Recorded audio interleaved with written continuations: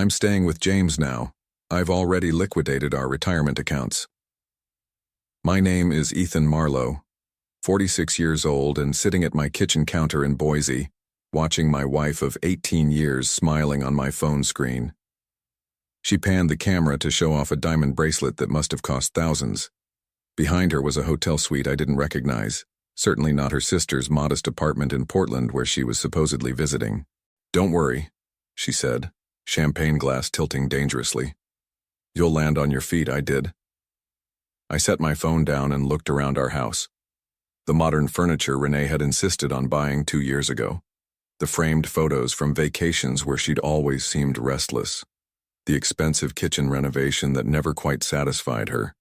I'd spent nearly 2 decades building a life with a woman who could record herself laughing while dismantling that same life. The realization didn't hit me like a shock. More like confirmation of something I'd felt in my bones but hadn't wanted to face. As an IT systems consultant, I'd built a career on noticing small inconsistencies. Things that didn't align. Anomalies in data that signaled bigger problems. And for months, I'd been noticing them at home. The weekend trips to see friends that got extended by a day. Credit card charges at restaurants in neighborhoods she never mentioned visiting. Text messages that made her smile in a way I hadn't seen directed at me in years. I picked up my phone again and watched the end of the video. Renee's perfect white teeth, her carefully styled hair, the confidence of someone who believed they'd won. She'd always treated our marriage like a game, but I hadn't known the stakes until now. I typed a simple response. Wise decision. She wouldn't understand what I meant. Not yet. But she would. I walked to my home office and unlocked the bottom drawer of my desk. Inside was a folder containing bank statements, investment documents, and legal papers I'd gathered over the past 4 months. The evidence of my quiet preparation for exactly this scenario. Renee had always found financial discussions boring. She'd sign whatever I put in front of her, never asking questions beyond whether we were doing okay. It was the one area of our marriage where she'd completely trusted me. That trust was about to become the most expensive mistake of her life. I met Renee when we were both 28. She worked in pharmaceutical sales, all charm and polish, while I managed IT infrastructure for a regional bank. Our courtship was brief, 6 months from first date to wedding day. Everything about her felt electric compared to my methodical nature. "We balance each other," she used to say. "You plan, I live." For years, that balance worked. I built our financial security brick by brick. Maxed out retirement accounts, invested in growth stocks that performed well, bought our home when interest rates bottomed out, created spreadsheets tracking every expense. Meanwhile, Renee brought spontaneity. Weekend trips, dinner parties, the social connections that helped me land bigger consulting contracts. The first crack appeared 5 years ago. I found a credit card statement with a $3,000 charge at a jewelry store. It wasn't near my birthday or our anniversary. "It's for my mother," she said when I asked. I nodded and said nothing when her mother visited 3 months later wearing no new jewelry. Then came the late nights at work events, the new clothes, the fitness trainer who texted at odd hours, the weekends away that returned her looking more distant than refreshed. I said nothing. Instead, I began to prepare. When I took on a major consulting contract for CloudFen IT 3 years ago, I created a separate LLC for liability purposes. I restructured our retirement savings. On paper, we had one main account in both our names, but I'd moved 70% of our assets to accounts tied to my business. Accounts Renee had signed off on but never bothered to monitor. 8 months ago, I noticed a pattern of unexplained withdrawals from our joint checking account. Small amounts at first, then larger. When confronted, Renee blamed online shopping. "You work so much," she said. "It helps me feel less lonely." Last month, she began asking questions about our retirement funds, how much we had, how accessible it was, whether I'd updated the beneficiaries. "Just thinking about the future," she said. I watched her scrolling through her phone that night, smiling at something I couldn't see. The diamond tennis bracelet I'd never bought her glinted on her wrist. The pieces were all there. I just hadn't wanted to see the complete picture. So I moved more assets, secured more paperwork, and waited for what I knew was coming. After watching Renee's video a second time, I sat in my home office and felt strangely calm. 18 years reduced to a 40-second clip, and a woman I no longer recognized. I called our bank first. "Mr. Marlowe, we were actually about to contact you," the fraud department representative said. "There's been some unusual activity on your joint retirement account." "I'm aware," I replied. "My wife has attempted to liquidate it without my knowledge or consent. I did not authorize this transaction." The representative's tone shifted from concern to action. "In that case, sir, we need to file a fraud report immediately. I can place a freeze on the account while we investigate." "Please do." By the time I hung up, I'd set in motion what I knew would be the end of my marriage, not the betrayal that had happened long before, but my response to it. I pulled up the document I'd prepared months ago and never hoped to use. Divorce filing papers, partially completed, waiting for details I now had in abundance. I updated the dates, added the latest evidence, and saved the file to send to my lawyer in the morning. My phone buzzed with a text from Renee. "Did you get my message?" I didn't respond. The freeze on the account would take effect within hours. The fraud investigation would follow, and Renee would discover that her grand exit strategy had a fatal flaw. I walked through our house that night, really seeing it for the first time in years. How little of myself existed in these rooms. The furniture I hadn't chosen, the art that meant nothing to me, the kitchen where I rarely cooked anymore because Renee preferred restaurants. I'd spent nearly 2 decades building a life around a woman who'd been planning to discard me. Every weekend away, every late night, every unexplained purchase, they were steps toward this moment, toward James, whoever he was. In our bedroom, I opened her closet and noted what was missing. The expensive pieces, the favorites. She'd been moving out incrementally for weeks without me noticing. Or perhaps I had noticed but chosen not to see. I slept in the guest room that night, on sheets that didn't smell like her perfume. When I woke up, I felt lighter than I had in years. Over coffee, I emailed the divorce filing to my lawyer with a request for urgency. Then I called Jack, a forensic accountant I'd worked with on a case of corporate fraud 2 years earlier.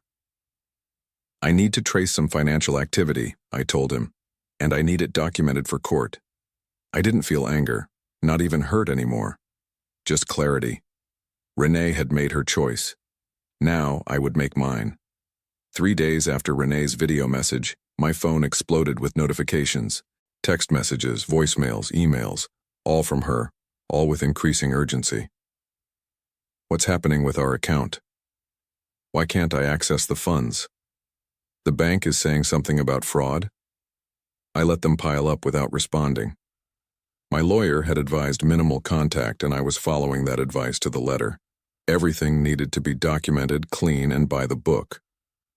On the 4th day, my doorbell rang at 7 a.m. I opened it to find Renee standing there, her perfect appearance frayed at the edges. The confident woman from the video was gone, replaced by someone with smudged makeup and wrinkled clothes. "What did you do?" she demanded, pushing past me into the house. I kept my voice level. I reported unauthorized access to our accounts. The bank froze the funds pending investigation. "Unauthorized?" She laughed, but it sounded hollow. "I'm your wife. I have every right. The account required dual authorization for withdrawals over $10,000. You forged my signature on the paperwork. That's fraud, Renee." Her face changed, the mask slipping to reveal calculation beneath. "You can't prove that." "The bank has the documentation, and I have your video helpfully explaining your intentions." She switched tactics then, moving closer, her voice softening. "Ethan, this is just a misunderstanding. I was angry. I wasn't thinking clearly." I stepped back. "You were clear enough to plan this for months. Clear enough to pack your favorite clothes, clear enough to forge documents." "We can work this out," she said, reaching for my arm. "Whatever you think happened with James." "I've filed for divorce," I interrupted. "The papers will be served to you today. This conversation needs to happen through our lawyers. The mask dropped completely. You'd have nothing without me, she hissed. I built your social connections. I made you look successful. You were just some boring IT guy before me. I almost smiled at how predictable this was. And yet, somehow I managed to protect our assets from your attempt to steal them. Imagine that. Her eyes narrowed. The retirement account had over $800,000. It had $180,000, I corrected, which the bank has now frozen. The withdrawal has been flagged as potentially criminal activity. What about the rest? Our portfolio was worth over $1 million. Now I did smile. You never did pay attention during our financial discussions. Understanding dawned slowly on her face. She walked to the kitchen counter and picked up her phone, frantically opening banking apps and entering passwords. Where is it? She demanded. Where's the rest of our money? In accounts you signed the paperwork for but never bothered to monitor. Accounts tied to my LLC which you have no access to without my authorization. The look she gave me then was pure hatred. You planned for this. I shook my head. I protected us from financial risk when I took on the CloudFen contract. Standard business practice. The fact that it also protected our assets from you is just, what would you call it, a wise decision. She threw her phone at the wall. It bounced off harmlessly and clattered to the floor. You think you've won? James has money? He has connections? Then you've landed on your feet, I said, using her own words. But you'll be doing it without the retirement funds you tried to steal, and given the fraud investigation, possibly with a criminal record. She left an hour later, after more threats and several attempts to access my laptop. I changed the locks that afternoon. The next 2 weeks unfolded like a case study in desperation. Renee tried every approach: threats, tears, seduction, legal intimidation. Her lawyer, a shark in an expensive suit, sent demanding letters claiming I had hidden marital assets and engaged in financial misconduct. I forwarded each one to my attorney without comment. Meanwhile, Jack the forensic accountant was uncovering the full picture of Renee's betrayal. She's been siphoning money for almost a year, he told me during our meeting at his downtown office. He slid a folder across his desk. Small withdrawals at first, then larger amounts. Always just under the threshold that would trigger notifications to your phone.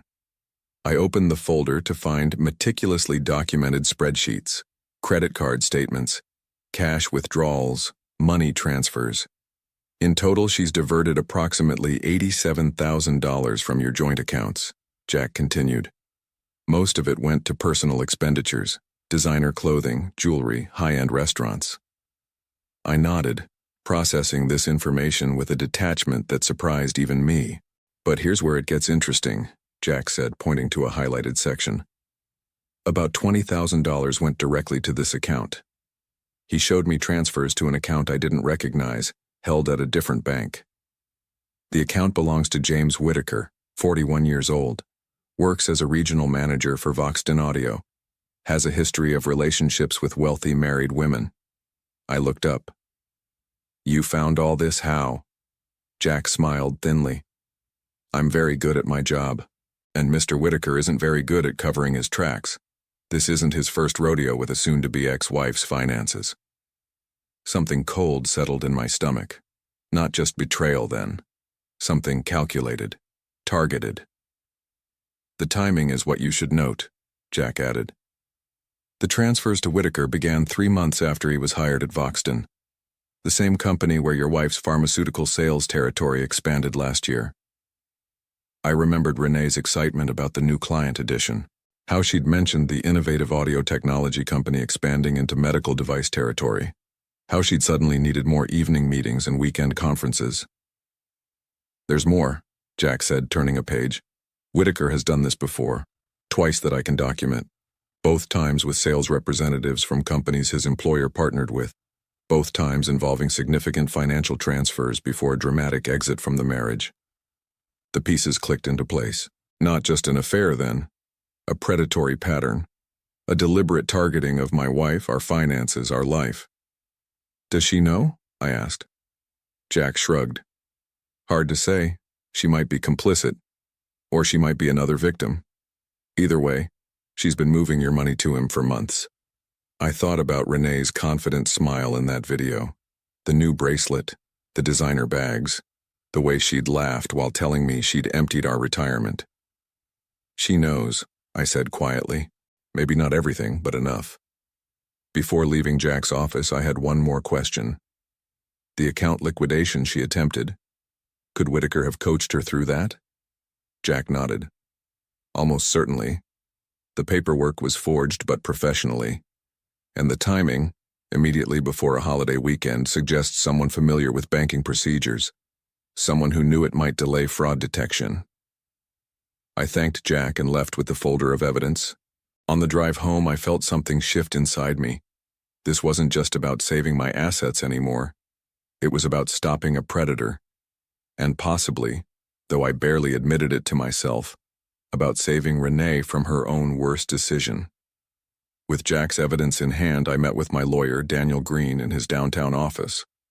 The wide windows overlooked the Boise skyline, but I barely noticed the view as we discussed strategy. This changes things significantly, Daniel said, reviewing the documents. We have evidence of systematic financial misconduct, possible conspiracy, definitely fraud.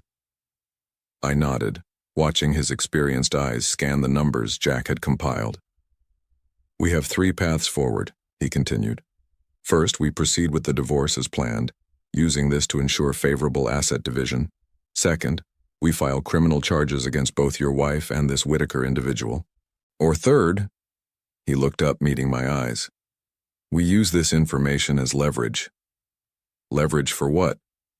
To get everything you want in the divorce settlement, and possibly to recover the funds already transferred. I considered this, turning the options over in my mind. What about Whitaker's previous victims? The other women? Daniel raised an eyebrow. You're concerned about them? If he's done this repeatedly, he'll do it again. The pattern matters. My lawyer leaned back in his chair. We could potentially reach out to their attorneys, share information, build a stronger case. I made my decision then. Start with the leverage. Prepare for criminal charges if necessary, and connect with those other attorneys. Within days, we had a coordinated approach. 2 of Whitaker's previous targets had agreed to share their experiences and financial records. The pattern was unmistakable, the predatory nature undeniable. Meanwhile, I implemented the next phase of my plan. I contacted the fraud department at our bank with the complete documentation. They escalated the case immediately, expanding the investigation to include Whitaker and the suspicious transfers. I also reached out to Voxton Audio's corporate compliance officer. An anonymous tip at first suggesting they investigate potential conflicts of interest in their regional management team, just enough to start them looking in the right direction. Then I waited, not passively, but strategically. I monitored account activity. I documented every communication from Renee. I prepared my home by removing anything of sentimental value to me, securing important documents, and changing all passwords. 7 days after my meeting with Daniel, Renee's tone changed abruptly. Her texts shifted from accusatory to concerned. We need to talk. It's important. Please call me back. I think I've made a terrible mistake. There are things about James you should know. I didn't respond, but I forwarded each message to Daniel. 2 days later, Renee appeared at my office building as I was leaving work. She looked shaken, the confident sheen completely gone. He's not who I thought he was, she said, falling into step beside me. James has been lying about everything. I kept walking toward the parking garage. That seems to be going around. I'm serious, Ethan. He's done this before. Used women for their money. I just found out from his ex-girlfriend. I stopped and turned to face her. I know. So does our lawyer. So does the bank's fraud department. So does his employer's compliance team. Her face went pale. You knew? I had a forensic accountant trace every dollar you've transferred to him over the past year. All 87,000 of them. We've connected with his previous victims. We have the complete pattern of behavior documented. She seemed to sway slightly. Ethan, I didn't know. You have to believe me. Actually, I don't have to believe anything you say anymore, Renee. That's the one benefit of all this. I turned and continued walking, leaving her standing in the office plaza as the autumn sun began to set. The hearing was scheduled for 10 a.m. on a Tuesday. My lawyer had prepared me thoroughly, but nothing could have readied me for the sight of Renee and James sitting together at the respondent's table. She looked diminished somehow. He looked annoyed. They'd arrived together despite the mounting evidence against him, despite everything she now knew. I wondered what hold he still had over her. Our case was called. The judge, an older woman with silver-rimmed glasses, reviewed the documents before her with methodical attention. Before we proceed, she began, I understand the plaintiff has submitted additional evidence regarding financial misconduct. Daniel stood. Yes, Your Honor. We have documented systematic fraud, including forged authorization documents and transfer of marital assets to a third party. He presented the comprehensive file we'd assembled, the bank statements, the forged paperwork, the video Renee had sent, admitting to liquidating our retirement accounts, the transfers to Whitaker's personal account, and then the final piece, testimony from Whitaker's previous targets, describing the identical pattern of behavior. I watched Whitaker's face as this evidence was presented. The annoyance shifted to calculation, then to barely concealed panic. When the judge directed her attention to him, he leaned over to whisper urgently to his attorney. Mr. Whitaker, the judge said sharply, this court has evidence suggesting you may have engaged in a pattern of financial exploitation. While that's not the primary matter before me today, I am referring this case to the district attorney's office for potential criminal investigation. Renee made a small sound beside him. Not quite a gasp. More like the air going out of her last hope. The judge continued, given the evidence of financial misconduct, I am freezing all disputed assets pending final resolution.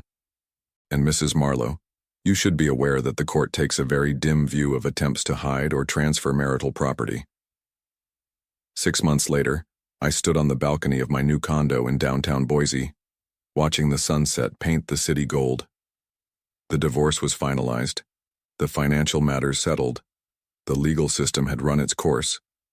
In the end, Renee had turned on Whitaker, providing evidence that helped the district attorney build a stronger case against him. Whether from self-preservation or genuine remorse, I never asked. The criminal charges against her were reduced in exchange for her cooperation. She avoided jail time but would be making restitution payments for years. Last I heard, she'd moved back to her hometown in Oregon, taking a lower-level sales position with a different company. Whitaker hadn't fared as well.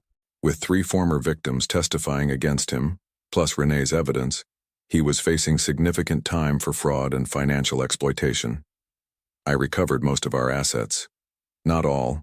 Some things once broken can't be made whole again, but enough to rebuild. My consulting business had grown during this time, ironically. Crisis has a way of clarifying priorities.